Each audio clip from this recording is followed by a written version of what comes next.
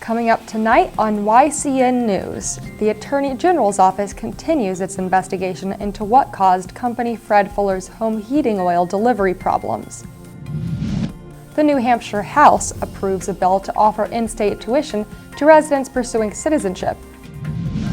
And the Vilas Bridge could get some repair help if an agreement between New Hampshire and Vermont lawmakers goes through.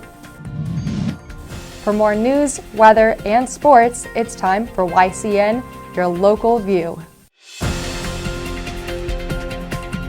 Now, your daily digest of the Dartmouth Lake Sunapee region, southern Vermont, and Windsor County. News, sports, weather, and all that is happening in our area. The news on YCN, your local view. Good evening, and welcome to this Friday edition of YCN News. I'm Rose Spillman. The New Hampshire Attorney General's office continues its investigation into what caused company Fred Fuller's home heating oil delivery problems earlier this month.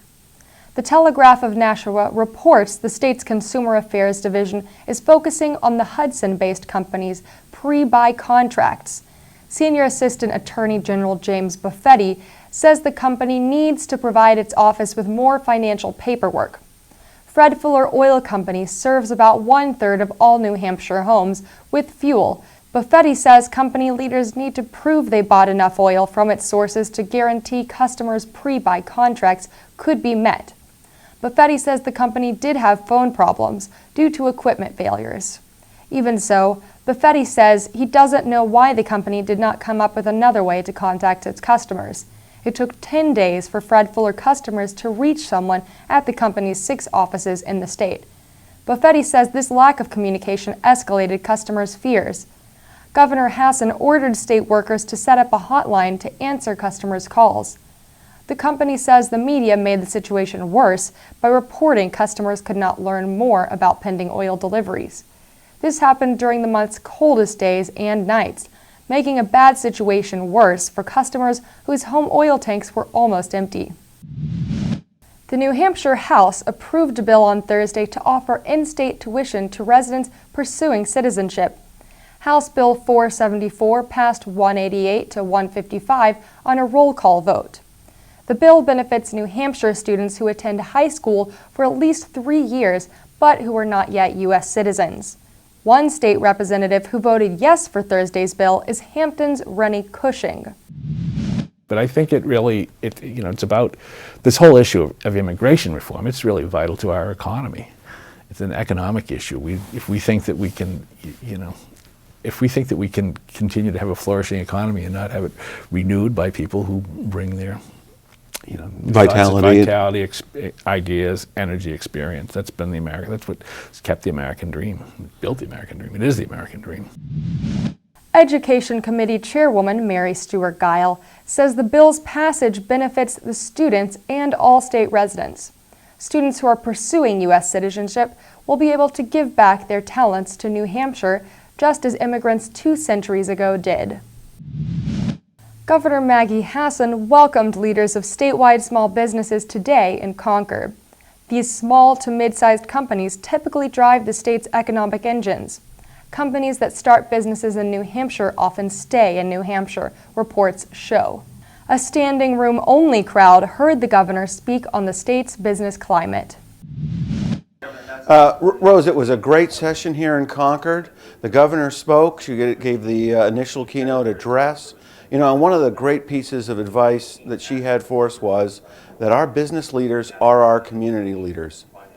Please know that it is incredibly inspiring to lead a state where on a daily basis I meet people who do so many things because of their own sense of what it is to be a Granite Stater, of their own sense that it is up to each and every one of us daily to strengthen this state, to engage with each other, to solve problems, and to move forward. Following the governor, we heard from a panel of senators and representatives from both sides of the aisle to focus on how the House and the Senate are looking at legislative issues that will affect small businesses, our communities, and the citizens of New Hampshire. You know, the legislative panel pointed out a number of things. One of the interesting facts that I heard in today's discussion was that a number of new jobs, 50% of all new jobs created in the state of New Hampshire, are coming from small businesses. So they're really a growth engine. It's not the large businesses that are alone driving the growth in this state. The rest of the day was focused on panel discussions. A number of the panels dealt with the Affordable Care Act and how New Hampshire businesses, and really all businesses, come in compliance with that act, including an interesting one from the Small Business Development Center on the resources available to help our local businesses grow.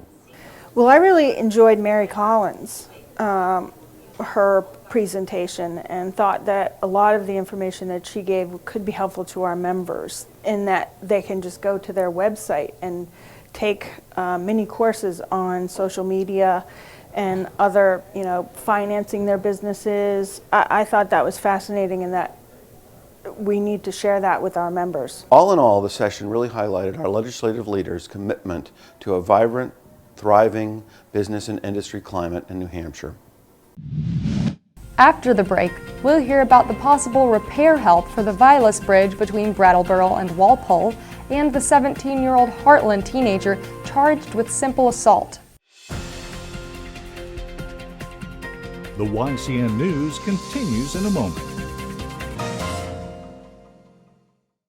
Welcome back to YCN News. I'm Rose Spillman.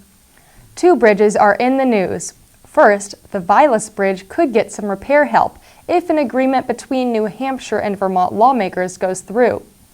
The bridge links Walpole, New Hampshire to Bellows Falls, Vermont. The bridge is an important span for communities and businesses. Rockingham Development Director Francis Dutch Walsh told YCN News that he is pleased with the hearing on Thursday regarding bridge repairs. An agreement may take place between both states' transportation leaders. This would speed up the time to make repairs. The bridge has been closed to vehicular traffic for several years. Walsh says the repairs may total less than $10 million. New Hampshire owns most of the bridge, as most of the Vilas Bridge spans the Connecticut River in New Hampshire. If New Hampshire moves up the timetable for Vilas repairs, Vermont could benefit from the traffic moving freely over the bridge to downtown Bellows Falls. If the two states agree to divide the repair costs, the work may get done quicker. Repairs to the Vilas Bridge are low on New Hampshire's 10-year transportation plan. The Public Works and Highways Committee heard testimony in Concord Thursday by residents from both sides of the Connecticut River. Further south, reports the Brattleboro Reformer, a design manager will work to reduce glare on an I91 replacement bridge. The glare and light coming off this crossway over Route 30 and the West River is nearly blinding motorists. Drivers have reported to local officials that they are having trouble seeing clearly because of the glare.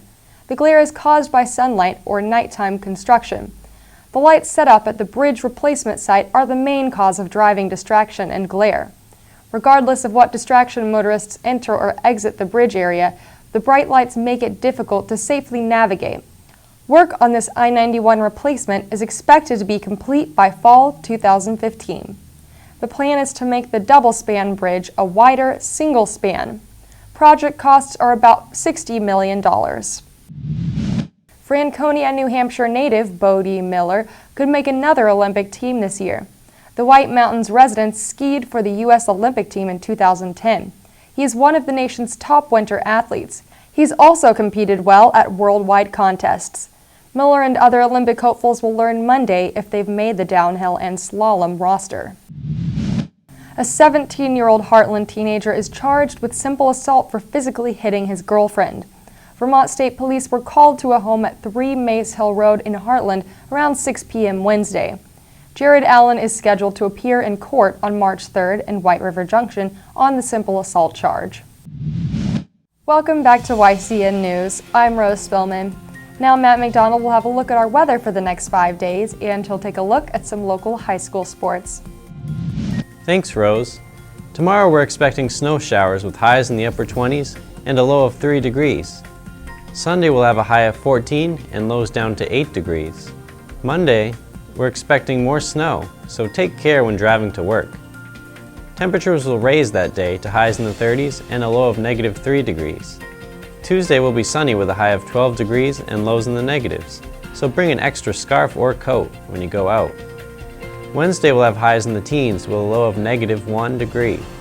Don't forget, if you're in the Brattleboro area this weekend, head on over to the Latches Theater on Sunday for a screening of the locally made documentary United We Ski. The event begins with a raffle at 4 p.m. and the screening will take place from 5 to 6. And now let's look at the results of 2 boys basketball games that happened last night in our region. First, it was Hanover versus Merrimack Valley. Hanover defeated them 60-39 in an intense game. This win brings Hanover's record to 6 wins and 3 losses overall. The second game saw Fall Mountain face Bellows Falls. In the end, it was Fall Mountain who was victorious. They won with 70 points. Bellows Falls had 43 points.